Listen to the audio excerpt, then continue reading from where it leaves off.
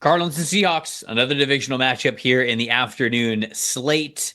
Cardinals currently have a 1-game lead on the Niners, the Seahawks, and the Rams, sitting there all at 5-5, and then the Cardinals are 6-4 at the top of the division. So obviously, this goes without saying, this one's a big deal. It's in Seattle, quite the home field advantage that the Seahawks always have when they are at home.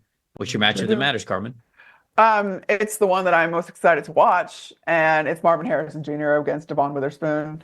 Uh, I hope we get love. it a I really do. Oh I my God, I really hope so hope we too. get it a lot. I really do too, because Devon Witherspoon has been a guy that I loved him coming out of Illinois. You know, as someone who grew up outside Chicago, I was forced to apply to University of Illinois, but I have a soft spot for the Illini, and you just don't see that many guys really come out and do well in this league, much less like elite players like Devon Witherspoon is. So I really, and him going up against Marvin Harrison Jr., I just think it's going to be a really cool matchup between two very young players. At this point, Marvin Harrison Jr., 79.4 PFF grade, that's 19th among receivers, 499 yards, that's 31st among receivers. He's got 24 catches gaining a first down, 16 catches gaining 15 or more yards, and that's tied for 15th among wide receivers. So he is capable of the big play. You know Kyler wants to get him the ball, but then is Devon Witherspoon going to stand up to that? And he's had just 15 catches allowed for a first down this year, 4 forced incompletions. I would love to see him I can't wait to see who gets the better of each other at this point in this battle, because I think it's going to be really fun. I will go other side of things. I want to talk about the Cardinals defensive backs. No one necessarily in particular, but it's how their defense is played against the deep ball this season.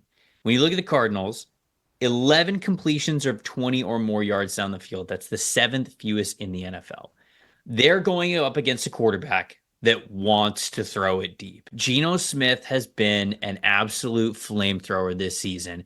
And it doesn't matter whether it's in the first quarter or the fourth quarter, the first drive or the last drive, Geno is looking deep, especially when DK Metcalf is in the lineup. So when you look at Geno Smith on throws of 20 or more yards, he is top 10 in attempts. He is tied for 6th in completions. He is 5th in total yards, and he is 3rd in total touchdowns. And so that is an area where he is very comfortable, very confident, very willing to look deep down the field at all times. Jackson Smith-Njigba is playing like one of, if not the best slot receiver in the NFL. DK Metcalf has an incredibly high successful percentage against single coverage.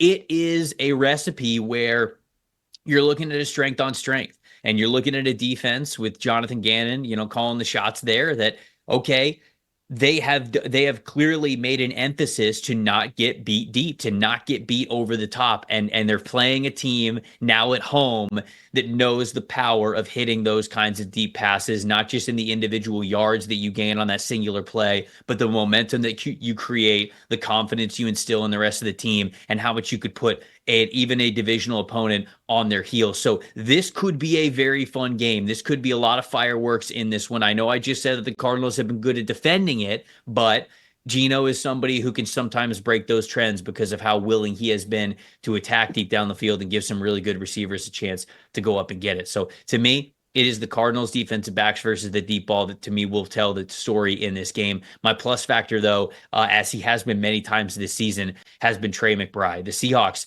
and this is another interesting matchup because Trey McBride, 84.1 receiving grade this season. That's 3rd amongst tight ends. George Kittle and Brock Bowers, the only 2 tight ends who have a higher receiving grade so far this season. But I found it very interesting. The Seahawks linebackers and safeties. So if you clump those guys together, those are typically the players that are covering tight ends. The Seahawks have a 72.8 coverage grade with those groups of players. That is the 4th highest coverage grade in the NFL. So it really is a strength on strength here with how the Seahawks have defended the tight end position, and then also how the Cardinals have defended the deep ball. Those two sides of the ball and those two players specifically, I think are going to mean a lot to this matchup. What is your plus factor here?